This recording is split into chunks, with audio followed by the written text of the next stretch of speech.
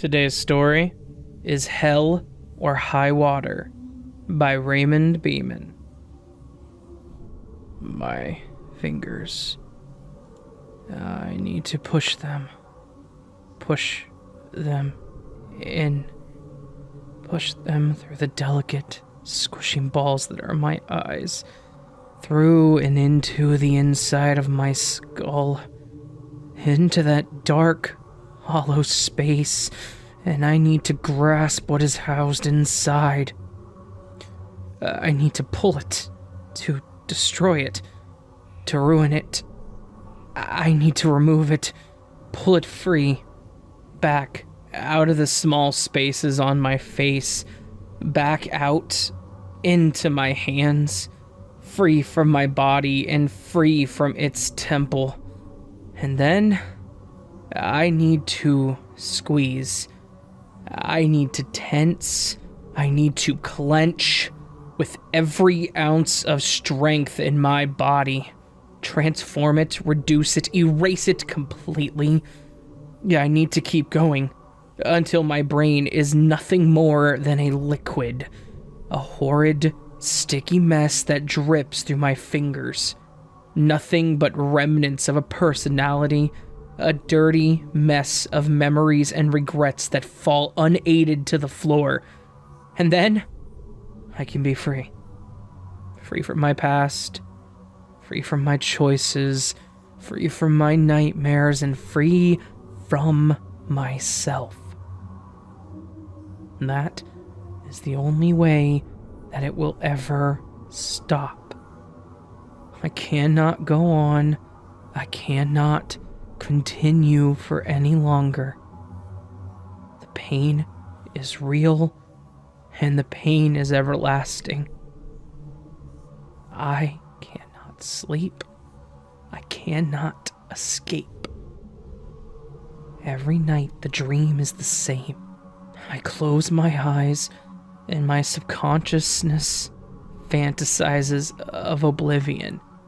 The inky blackness of nothing. The open void of thoughtless existence. It haunts me. It torments me. I imagine not imagining. My consciousness ceasing and on my own reality fading. My mind fixates on the horrifying peace of decay and the endless ocean which is death. I am a ship in the sea of forever, and every night I take on more water. I've known it for a long time now, but it only gets worse with each and every passing day. I may be the ship, but the vessel is sinking. When I awake, it is always the same. In that moment, those fleeting few seconds where my mind returns to me and my own life burns back into the fray, I usually feel a slight glimmer, a festering hint of sadness. It is a feeling that persists, and it is always there. Almost as if, for that split second before I return from the void, I am saddened to realize that I have yet again awoken from my slumber. That I have yet again opened my eyes. That I yet again continue to breathe. It usually dissipates somewhat, and I usually just continue on with my day. That morning, however, there was no feeling of sadness, but a thought. A memory which had persisted. One of which I had carried with me. Back from the realm of sleep and back into the waking nightmare which is my life. It is clear, and it is crisp, and it is encapsulated by 3 words. 3 single words that for some reason, together, create a feeling of despair. A despair so deep. One like none of which I have ever experienced throughout my entire life. To the tombs. Before I can even start to comprehend the words, my phone begins to ring. Hello? Dante, I didn't wake you, did I? Yes and no, Matt. Yes and no? Now, there is an interesting question. One for another time, perhaps? Dante, look, listen. There's something which I need you to look at. Quite urgently, actually. It's a tape. And it's not the usual kind of tape. So, wake up, will you? I posted it through your door last night. Go get it. It's in your hall. I yawn and climb from bed. What do you mean, not the usual kind? Me, Luke, and Lily found her at the old hospital last night. You really missed out there. Lily spent most of the night screaming. It was a blast. But no, really, I'm getting distracted. I really need to know what you think you see on this tape. What I think I see? It's probably just going to be the usual specks of dust that you three idiots convince yourself are orbs. I highly doubt that you finally found yourself a ghost.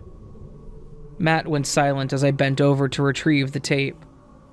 No, Dante, you really don't understand. This isn't that. We found this tape there. It's not one of ours. We all watched it. All three of us, but it was different. What do you mean different? As in it wasn't the same. Dante, all three of us watched it last night, at the same time. And for each of us, we all saw something different. We spoke about it after, and we all saw something entirely different. Dante, this is something else. Something else. Are you messing with me? Again, Matt paused. Just watch the tape, Dante, and call me back straight after. I agreed and hung up the call. Matt really hasn't had his coffee this morning. I had used to be a paranormal investigator. Paranormal investigator. Try putting that on your CV. We had bits of work here and there. We made a small amount of money, but it was never really about that with us. To us, it was about the experience and about our friendship. And it used to be a great deal of fun. Looking back now, those days, they were probably the best days of my life. That was before everything changed. A year prior had been the worst year of my life. Everything of importance, everything of value, every single thing which used to hold merit had been eradicated from my world, shattered by my own hand and destroyed by my own hideous choices. I had lost it all, and essentially, I had lost my life. The pain had become unbearable, and since then, I had disappeared from everything and everyone. I had hidden myself away from my friends, and I had hidden myself away from the horrid chaos of the world outside of my shell. Essentially, I had become a conundrum, a question of a person. One neither living nor never truly dead. I've become trapped within one room, trapped within my own mind, and trapped within my own regrets. I had stumbled, and I had fallen. After all, there's nothing like loss to truly remind you of what you once had. Wait. I immediately paused. I've done this before. Immediately, the recollection began to course through me. There is nothing like loss. The words were stark. The words were clear, but more importantly, the words were familiar. I felt as if I had thought them before, over and over, a countless number of times, and always right before experiencing something horrible. I did not know where the thought had come from, but it was there nonetheless, born from nowhere. Inception unthinkable. It stopped me dead in the hallway, and it held me in place as it burned through me, smoldering my mind and setting my consciousness ablaze. Of course. You've thought them before. Get it together, Dante. I took a few deep breaths. Get it together. The weight of the tape in my hand reminded me to move on. I quickly continued into my living room, trying my best to leave the unseemly thought behind me in the hallway, but it followed me in regardless, and it pulsated within my mind as I slipped the tape into my old VHS player. The screen hissed slightly, and then a solid white background materialized on my television, followed by a series of numbers: 23, 11, 10, 1, 9, 2, 11, 11. Almost as quickly as the numbers had materialized, they had vanished, only to be replaced by a fleeting frame, a picture, which lasted only a second, but a second was all that it took. To look at it, it would seem normal. It was just a pillow after all. The flower imprinted against its pink softness was finely woven, a pattern that was intricate and beautiful in design, but callous and unforgiving in the feeling which it stirred within me. Guilt, sadness, embarrassment. The feelings coursed horribly, their nasty blackness bleeding violently through me as they stuck firm to my insides, infecting me, corrupting me. The weightiness of their sensation lingered as the frame skipped and a figure of a man appeared on the screen. His features were nothing but darkness, a vague outline of a person with no eyes, no face, and no soul. He remained stationary on the screen. Then, after a few seconds, he slowly began to produce a piece of paper and began to read.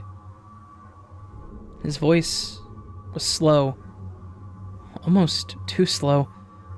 It sounded like it had been manually stretched to an impossible length, and the result was a deeply disturbing noise which played nastily upon the ears.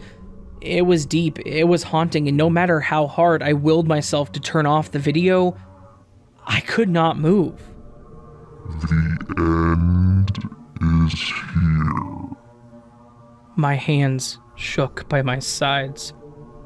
There is no escape. My lips trembled. The time has come. I felt as if my mind dissolved as the man continued. He is here. I can hear him at the door. Dante, we have failed. The words were there, but it is too late. He is trying to get in. He will get in. I cannot stop him any longer. Here he comes. Carefully, he placed the paper back down and turned his eyeless gaze back at me. We are going to burn, Dante. Our flesh will give way to bone. We will scream for the end, but it will never come. We are going to burn. And then, the video ended. For the longest time, I just stood there, unable to comprehend what I had just witnessed. What did I just witness? Nothing made sense. The tape alone could have simply been dismissed as just a hoax, a cruel joke that my friends were playing on me, albeit with little taste. But I could not bring myself to accept this conclusion. After all, how could I? It was already inside of me, and it had been for some time. It was the cold, hard truth that I had been trying to ignore, to forget, to hide from. Something was going on, and it had started long before I had opened my eyes this morning. It was so clear now, And it was for this reason that I knew that the tape could not be ignored. Somehow, the tape was connected, interlinked and meaningful to the feelings coursing through my mind, to the thoughts, to the memories. This has all happened before. I knew it now, and I could not hide from it. In an instant, I remembered the forest, and I remembered what happened there. How my friends had turned on me and how Lily and I had found the typewriter. I remember moving to Kanto, living an entirely different life, and being stalked by Matthew and Lucas and once again finding the red, old-looking typewriter. Finally, I remembered the tombs, the horrid mess of a maze that me and Lily had become trapped within. I remembered the gruesome end of my friends, and I once again remembered that damned typewriter. The pieces had always been there, but it was only now that I was beginning to realize that they were part of a puzzle. How was this possible?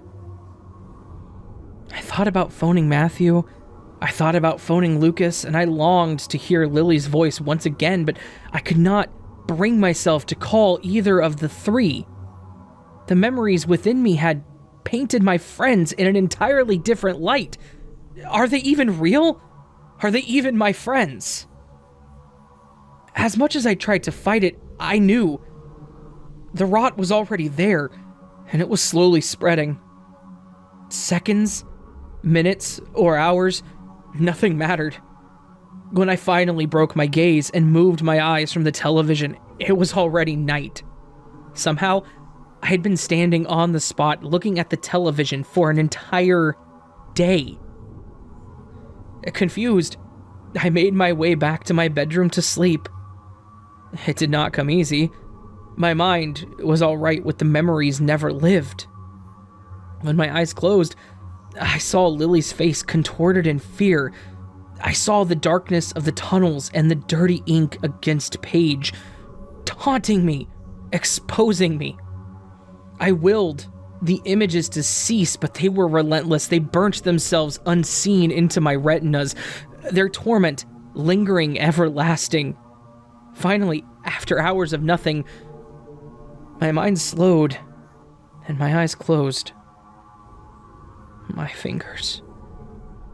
Again, the horrid mass is there. Its weight heavy inside of my skull. Its presence hideously apparent. I need to push them in, to eviscerate my eyeballs, to gain access and viciously rip out the tumor of me once and for all. Only then can I be free. Only then can I escape. I watch it in slow motion as I push my nails through the delicate balls, and I watch without thought as they explode in a sticky mess against my digits, and slowly, but not carefully, I thrust my fingers through the sockets, and then it is here that finally, in a spectacular and audible fashion, that I awake with one never-ending, guttural, and terrified scream. When my eyes finally focus and my breathing finally steadies, it becomes apparent that it is still night. Across my room, a fine veil of darkness has settled, rendering objects obsolete, no more than mere shapes of their former selves. My walls were shrouded, and my environment felt threatening.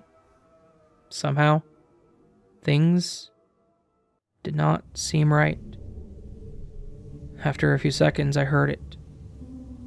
A tapping. What the hell is that? Carefully, I climbed from my bed and strained my ears. I listened for a few moments, the silence of the world around me thick and terrible.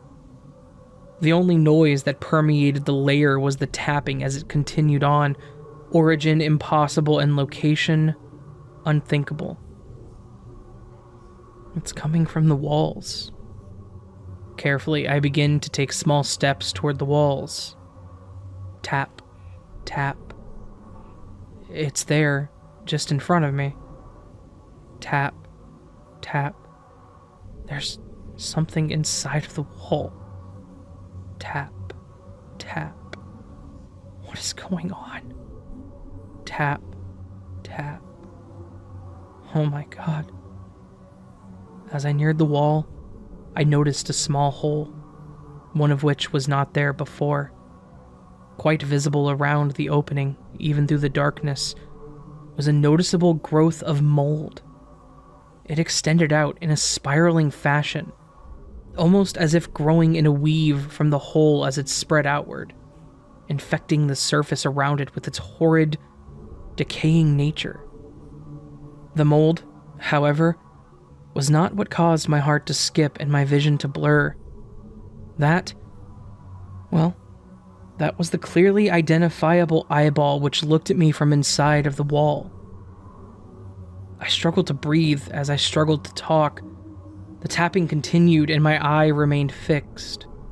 Looking out into my bedroom, out at me, a few more taps followed before suddenly, the room around me fell silent, and then a whisper could be heard coming from inside the hole. Dante. This isn't real. Dante. This is real. Unfortunately for you. No, this cannot be real. Dante. The voice spoke once more, purposefully stretching the pronunciation of my name. The time has come. Reality was over. For so long now, I had taken the concept of reality for granted. I had assumed that the air which I breathed, that the food that I tasted, and that the love which I felt was real. I'd spent years, decades even, just living content, never questioning, never asking. I had been happy enough to seal myself inside of myself, to hide away and pretend, but for no longer. That was apparent now. After all, how could I hide for any longer? The voice coming from the wall was clearly Lucas's. He laughed almost in slow motion before he continued to speak. You are beginning to see everything now, Dante. You know that you have to watch the tape again. It's inevitable that you do. The story says so. It's been written. We both know that you don't watch it tomorrow, but we both know that you finally do the day after that. Come along now, Dante. You love stories, right? So you, more than anybody else, should be able to appreciate that there is no escaping the plot. The story always has to finish, Dante. Still though, fortunately or unfortunately for you, I really cannot decide which right now. Still though, who is to say that a story is actually over, even when it ends? My mind swelled, and for an unfathomably long time, I stood silent, staring at Lucas's eye through the hole as he stared back, our gaze unshakable. Until finally, my mouth opened, and I spoke.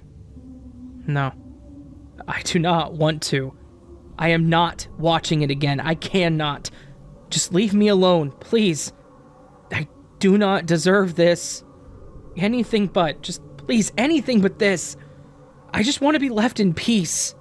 Can you just not leave me in peace? Lucas laughed to the wall. Don't be silly, Dante. You know that you deserve this. Fight all that you want. It only makes matters so much more ironic. Just watch the tape, Dante. Without thinking, I turned and rushed back to my bed, throwing myself under the covers as Lucas's laugh carried from behind the wall. No, I'm not watching it again. Dante, don't be such a child. No, I'm never watching it again. As I lay wrapped in the quilt and the newfound horror of my existence, the thought was cemented within me. It grew strong, and it transformed into an unbreakable conviction. Deep down, I knew the plot could not advance if I refused to watch the tape. Deep down, I knew that the horrible events would cease if I stayed strong in my refusal, but I also knew that I would not be hearing the end to my torment. I had to endure. The end could not come, and I had to ensure that. The thought was now part of me, and it followed me into unconscious oblivion as my eyes closed. I am not watching it again. When I awoke the next morning, the mold had spread. The entirety of the 4 walls within my bedroom were caked in the horrible mess, and the smell of rotten decay hung heavy in the air. The walls had been reduced to nothing more than a black mess, a visual representation of the horrific things that had seeped unrestricted into my soul and into my life. Shortly after waking, I decided to move my mattress into the living room. As the day progressed around of me, I thought about leaving my house. I imagined being outside, away from the nasty mold and the terrible things which had come to live within my home, but I knew that I could not. All around me, I felt as if I could feel my life being written for me. From the tape, to the mold, and to the horrific visit I had received from Lucas, and even the events which had come before, the forest, the letters, and the tombs, I had no control over any of it. As the sick words fell from the writer and the ink solidified onto the page, my life transformed, and his will would become my reality. I can see it now. Almost as if from another reality entirely, I could hear his words drift from the cracks and out through the gaps in the lines of his world and straight into mine. I tried my best to ignore. No, I spoke aloud, pausing the sentence before it could even be completed. I will not do this anymore. Yes, you will, Dante. The words sounded as they fell across the page. No, you have to stop. Again, the words fell, despite my protests. Can you not see the irony in your requests? I cannot take this any longer. Who are you? Why are you doing this to me? I felt the hand move again, and then he answered. Such a silly question, Dante. Why ask something that you already know the answer to? I already know the answer? I don't care anymore. I cannot take it anymore. Just stop. Just stop. Once more, the words fell. Dante, why even fight? Everything you are saying to me right now is because of me, and it is because of you too. Just watch the tape. You know that you don't have a choice. Not really. After all, I'm going to be writing it in a second anyway. Please, don't make me watch it. I can't face the end. The hand paused for a moment before typing once again. It's the only way, Dante. We have to win. He's almost here. He's almost here? I did not know what he meant, but it filled me with dark dread regardless. My breath quickened as I called out one last time. D.A.? Please, no. D.A. Come back. Come back. He was gone. The day moved around me in slow motion. The unsettling thoughts and realizations which had occurred swam around, their solid form personified by the growth of mold which had now extended forth from my bedroom. It had spread quickly, consuming and eradicating everything in its wake. It streamed thick against the walls in the hallway, and now it had slowly made its way into the front room where I had decided to sleep. Along its path, newfound holes had developed in its wake. eerily dark circles which led to nowhere, gaps in my mind and gaps in my existence. I tried my best to ignore the encroaching decay. I tried my best to will myself to leave my home, but none of it mattered. I knew, not with all of the energy I could muster, with all of my strength and all of my will, I knew there was no way that I could leave.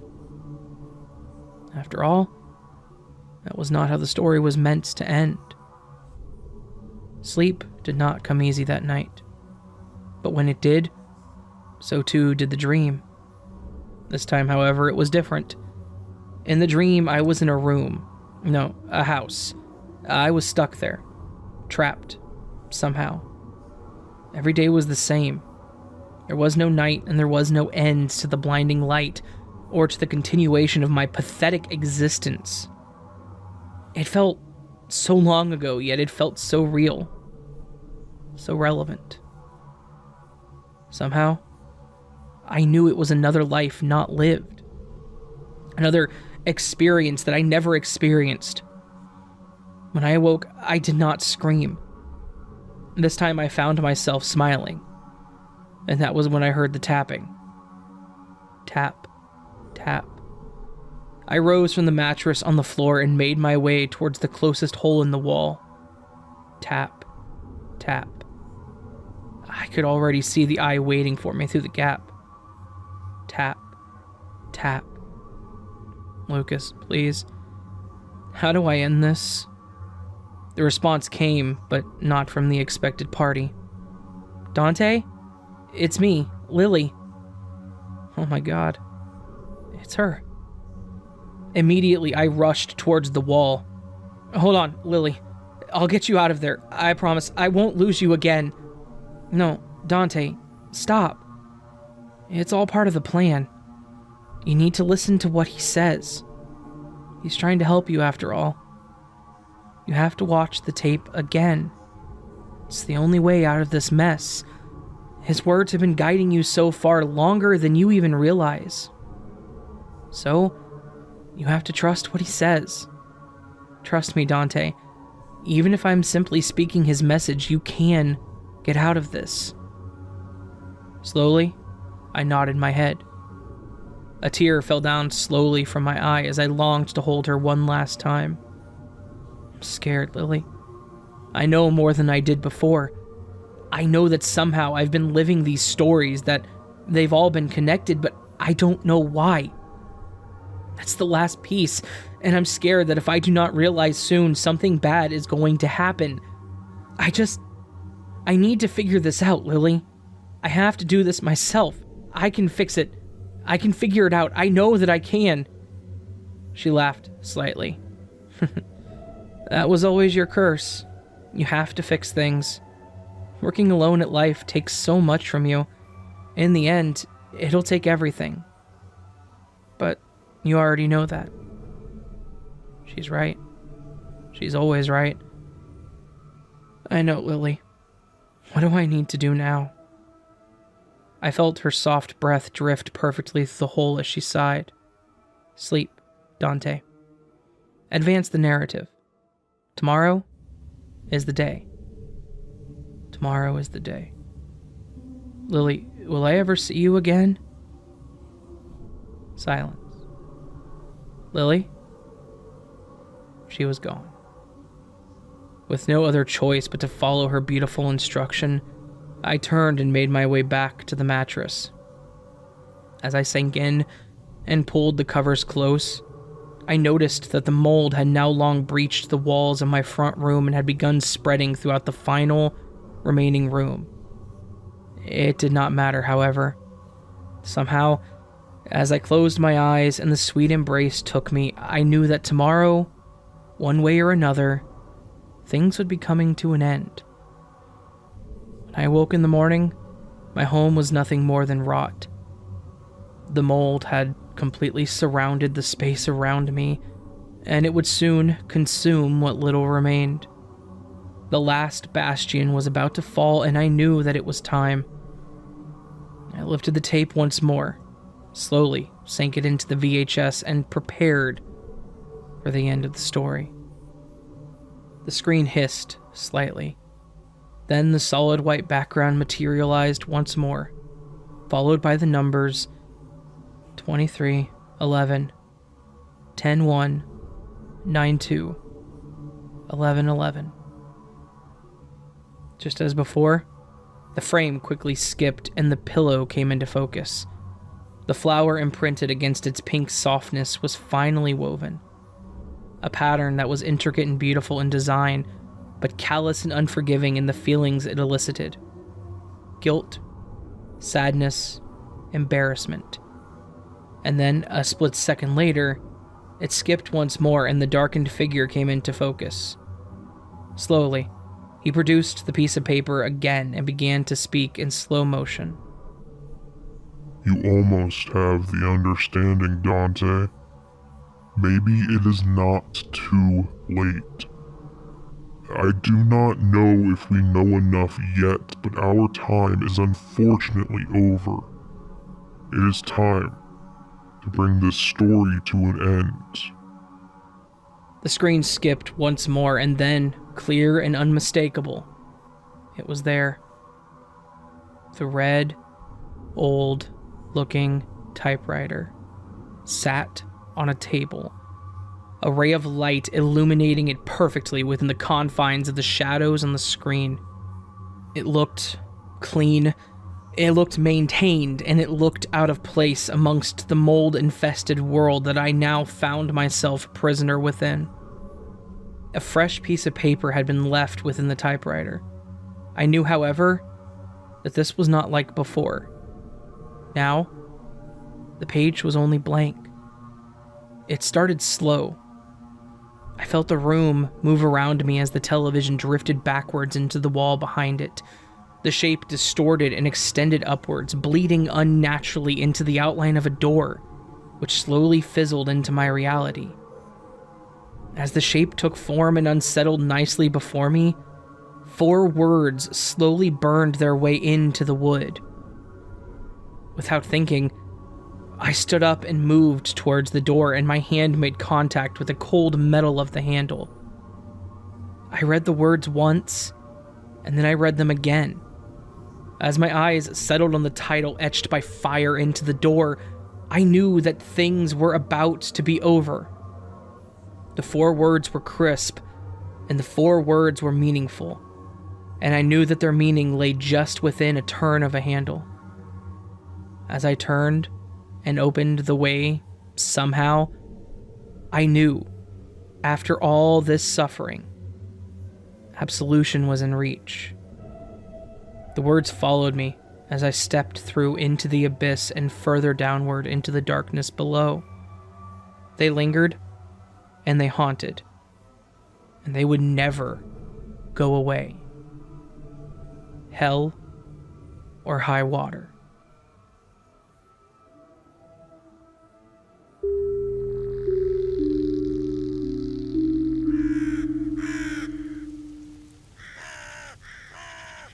So that was Hell or High Water by Ray Beaman.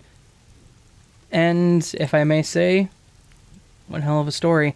Interesting little twist here. I'm curious to see where things go in the last part, which I now need to read and narrate. So, I'm curious about those numbers in the video, if they're important. Just know, Ray, whenever you listen to this, that I'm thinking about those, and I may or may not be doing some investigative work on them. Just saying. Alright, friends, if you enjoyed this, please hit that thumbs up button. Leave me a comment letting me know what you thought. Leave a comment down there letting Ray know what you thought, because Ray, again, amazing author. I love working with this guy. And I'm actually sad this series is almost over, but, you know, it happens. Yeah. If you want to support further, there's always Patreon or channel memberships. I'm not going to spiel it. I'm just going to sit here and let the outro breathe, because, yeah, curiousness. Curiousness indeed. Alright, my friends. Sleep well.